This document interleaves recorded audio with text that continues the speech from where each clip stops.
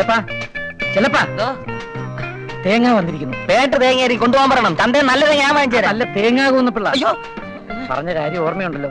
സംഗതി അൽഗുൽത്താക്കരുത്. എല്ലാം പറഞ്ഞ പോലെ.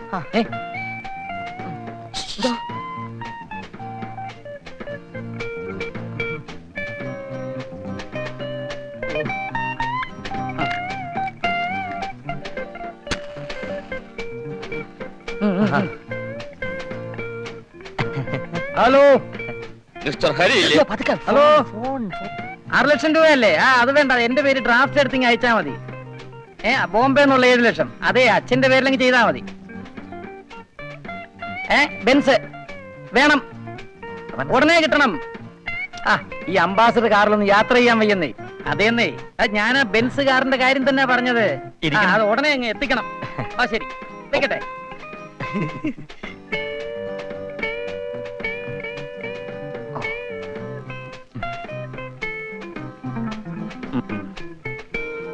ആരാ മനസ്സിലായില്ലല്ലോ? ഞാൻ മിസ്റ്റർ ഗോവിന്ദപിള്ള.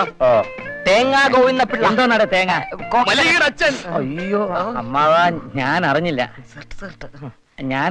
അമ്മാവ, ക്ഷമിക്കണം. സാരമില്ല, ഇനിയല്ലേ അറിയാൻ പോകുന്നത്.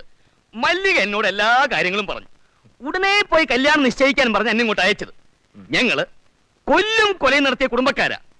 നേരെ വാ നേരെ പോ. അല്ല, നമുക്കിനി എന്ന് കല്യാണം നടത്താം? എത്രയും പെട്ടെന്ന് നടത്തണമെന്നാ എന്റെ ഒരു. അല്ല, അതിനു മുൻപ് അച്ഛനെയും അമ്മയും അറിയിക്കണ്ടേ? അവിടെ ആയി കുഴപ്പം. അച്ഛനും അമ്മയും കൂടെ വന്നിട്ടേ എന്നെ ഈ ടാറ്റായുടെയും ബെർളയുടെയും മാതിരിയുള്ള ഏതെങ്കിലും കുടുംബത്തിൽ കെട്ടിക്കണമെന്നും പറഞ്ഞ് നടക്കുക. ജാതകം തന്നെ കൊണ്ടുപോയിരിക്കുക. പക്ഷെ ഒരു കാര്യം, ഞാൻ മല്ലികയല്ലാതെ വേറെ ആരെയും ഈ ജീവിതത്തിൽ കല്യാണം കഴിക്കാൻ ഒരൊറ്റ നിർബന്ധമാണ്. അപ്പോ ഇനി എന്തോ ചെയ്യും? ഇനിയിപ്പോ എന്തോ ചെയ്യാനാ?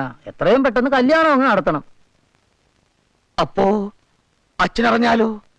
കല്യാണം നടന്നു കഴിഞ്ഞാ പിന്നെ എന്തോ ചെയ്യാനാ?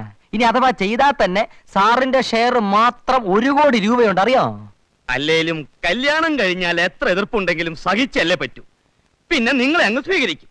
ഞാനാണേലും അത്രേ ചെയ്യൂ. അല്ലേലും ആ ഒരു ധൈര്യത്തിലാ ഞാനും കല്യാണം കഴിക്കാൻ തീരുമാനിച്ചത്.